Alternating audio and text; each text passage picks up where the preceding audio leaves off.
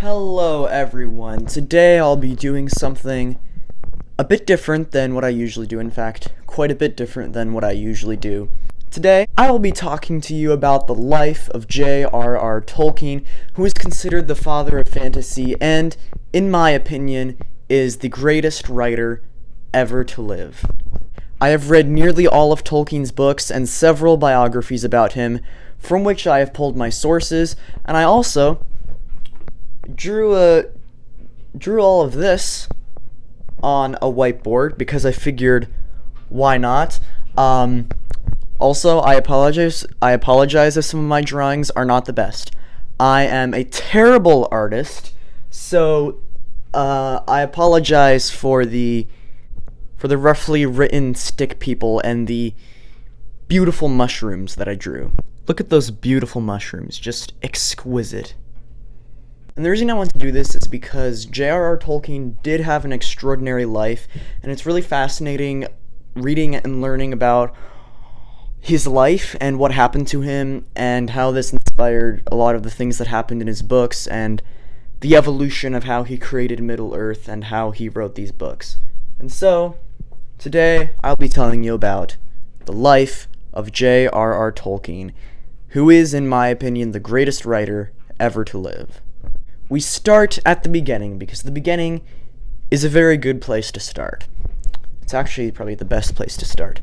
But anyway, we start at the beginning in Bloemfontein. I do hope I'm pronouncing that right. In Bloemfontein, South Africa, on January 3rd, 1892, when John Ronald Reuel Tolkien was born. Now, I couldn't read from the biographies that I read. There wasn't much information about his early life in South Africa. I do know that once the Tolkiens left their laundry out to dry in the backyard and a bunch of monkeys came and ate their clothes.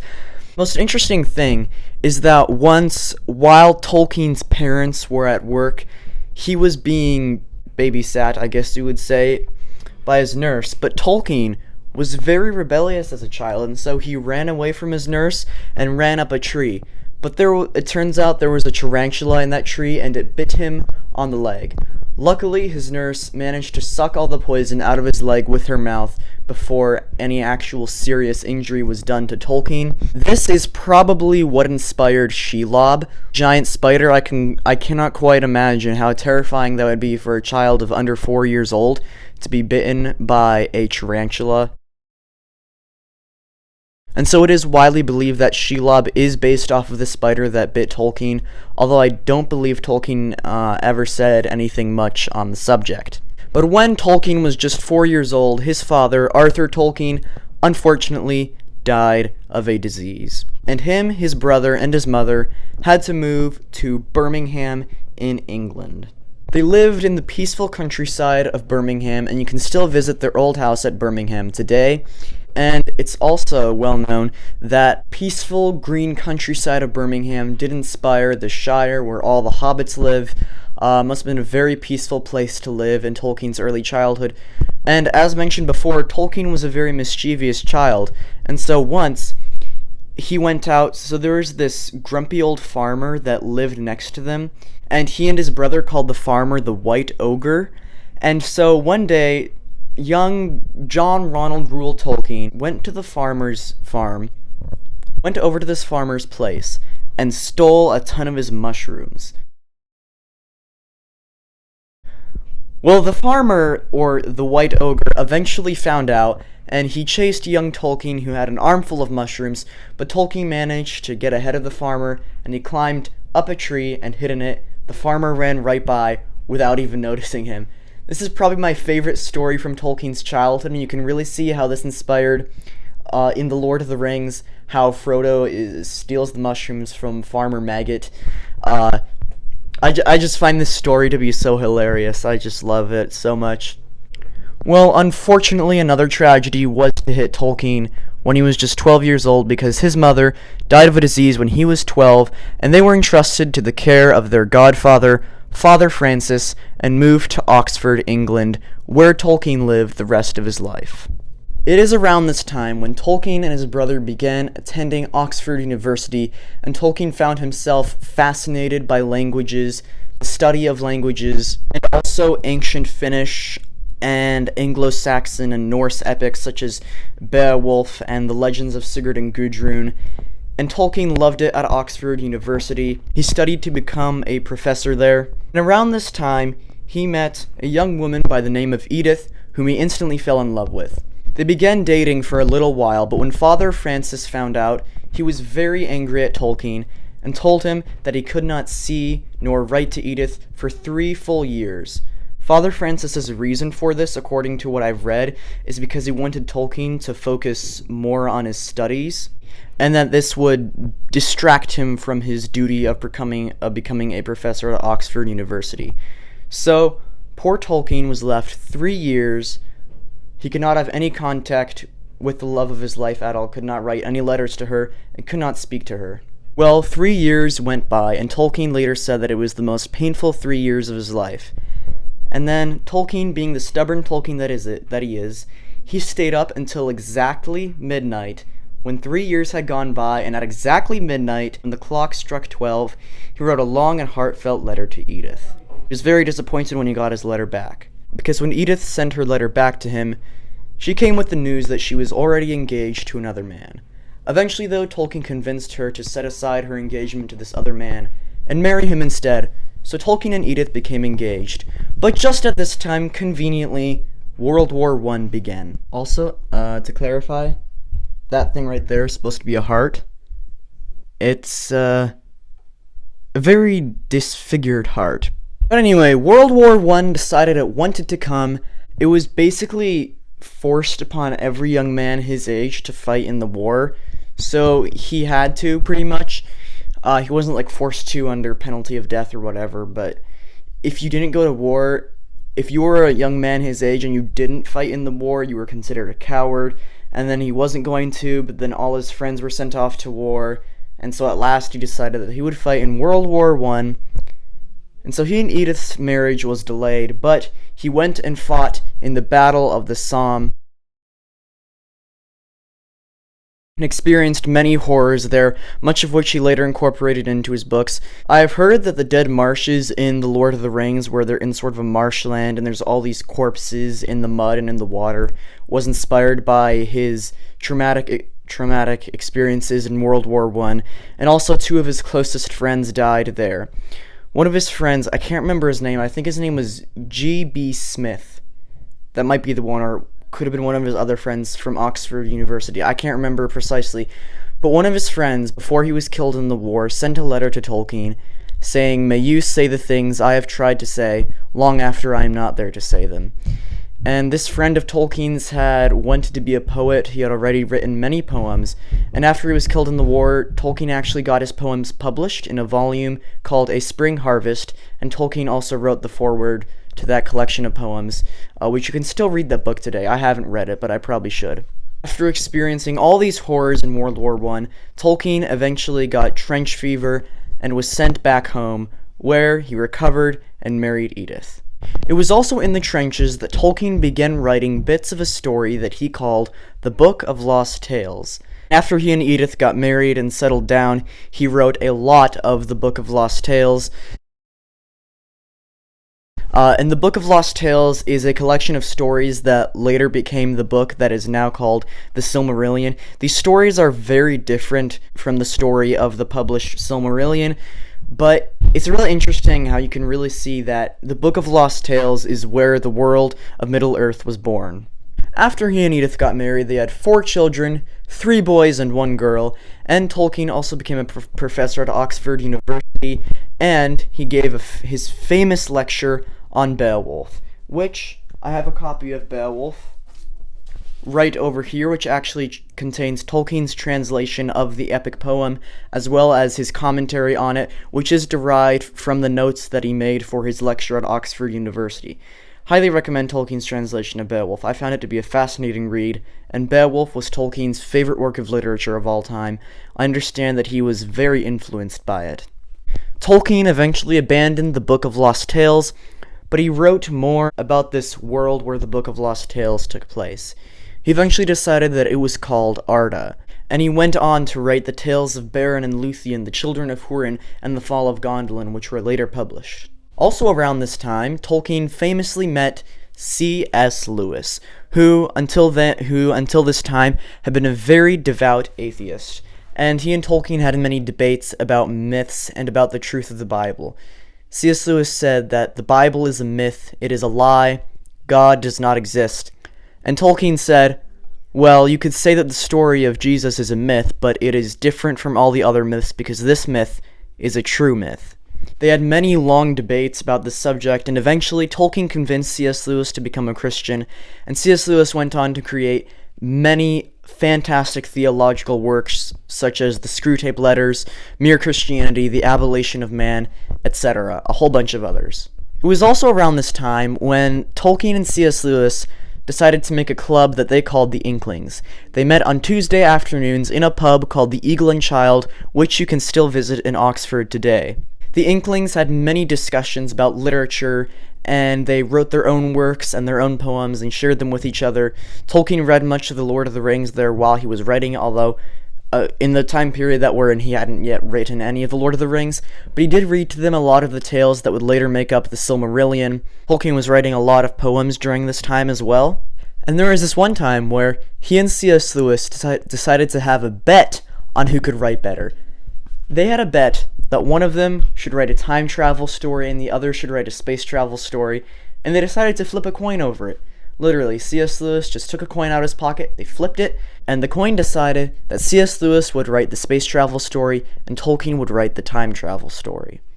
C.S. Lewis's space travel story actually became his space trilogy, which is, in my opinion, the greatest of C.S. Lewis's works. It is about a man named Elwyn Ransom who goes to the planets Mars and Venus, goes to Mars in the first book, Venus in the second book, and he meets there all the creatures that live on those planets. Really, such fascinating reads, such great reads, and my favorite works of C.S. Lewis's. I highly recommend you read the Space Trilogy if you haven't already. Now, Tolkien started his time travel story, but never actually finished it. He unfortunately abandoned it 4 chapters in, but he called it The Lost Road. And it's really interesting how, instead of being a typical time travel story where someone creates a time machine, goes into the past, goes into the future or something, in this work of Tolkien's, a father and son actually travel back in time through their dreams, which is a really fascinating concept, and really unfortunate that Tolkien abandoned it 4 chapters in. We are fortunate that these 4 chapters that Tolkien wrote are actually published in a volume called The Lost Road and Other Writings. Highly recommend you check it out. The first 4 chapters of his time travel story were fascinating, fantastic. Really unfortunate that he didn't write more of it, but at least we have the first 4 chapters, and you can read it in the book called The Lost Road and Other Writings if you want to. After abandoning his time travel story, Tolkien began writing a work which he called the Quentus Silmarillion, but he did also abandon it, but he revisited it way later on, and this did eventually become the published Silmarillion book that we know of today. Also, one day in the summertime, Tolkien was grading examination papers. And as he once said in an interview, grading examination papers in the summertime is very laborious and unfortunately also boring. And so Tolkien was so bored grading examination papers that he found one student who had left a page blank. And Tolkien actually said that he would have given the student an extra 5 marks for it. I remember picking up a paper and actually I nearly gave an extra mark for it, extra 5 marks actually. There was one page on this particular paper was left blank. Glorious. So he found this one student who had left a blank page. There was nothing to write on it, so he scribbled on it, "In a hole in the ground there lived a hobbit." Tolkien wasn't even thinking at the time, didn't even know what a hobbit was, where the word came from at all. He just scribbled it down on a paper. It was completely thoughtless. But this one sentence pretty much produced the modern fantasy genre. I also saw a theory once that Tolkien actually wrote, "In a hole in the ground there lived a rabbit," but his handwriting was so terrible that the R and the A looked a lot like an H and an O, which I can understand. Like, Tolkien's handwriting was not that good. That could have been the case. It is an interesting theory to think about that he might have written, "In a hole in the ground there lived a rabbit," and from his handwriting the word rabbit just looked like hobbit. Really fascinating theory to think about. There's not much evidence to support it, though. Tolkien went on to write The Hobbit to his children, and each day he would read to them the new chapter that he had written. Eventually, The Hobbit was published in the year 1937 and became an instant success. But because it was so successful, his publishers immediately demanded a sequel. They were all like, "Whoa, Jack, get back up there, come on, get back up there, do not fall, do not fall, bad whiteboard."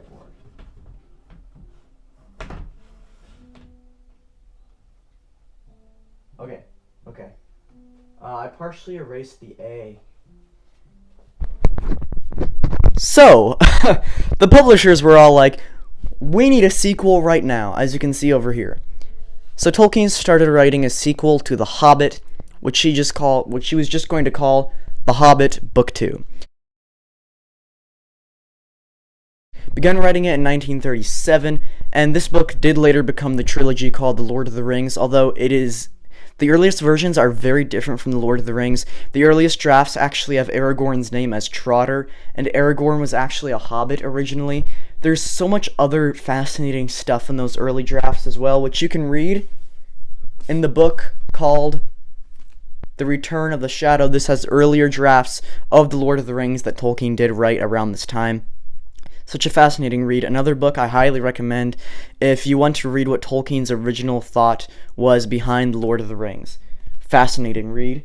But yeah, these earliest versions of The Lord of the Rings are very different from the published Lord of the Rings, but you can really see how they later evolved into the classic fantasy work that we now know of as The Lord of the Rings. Tolkien initially thought it was going to be way shorter than it was. He actually said in a letter once, so he had just finished the chapter where the Fellowship of the Ring stopped by Balin's tomb in Moria, and Tolkien's like, I believe this book is nearing the end. It'll take about 4 or 5 more chapters.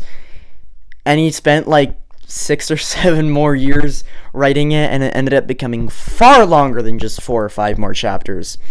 So The Lord of the Rings grew into something Tolkien had never expected it to grow into.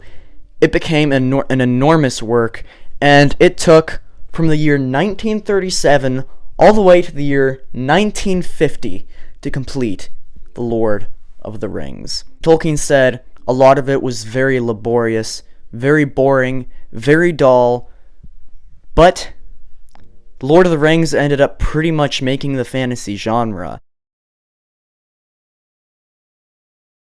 I kind of wonder where that student, well, he's probably dead, isn't he? That one student that left the blank page pretty much created the fantasy genre, if you think about. I wonder who that student was, actually. I should probably look it up sometime.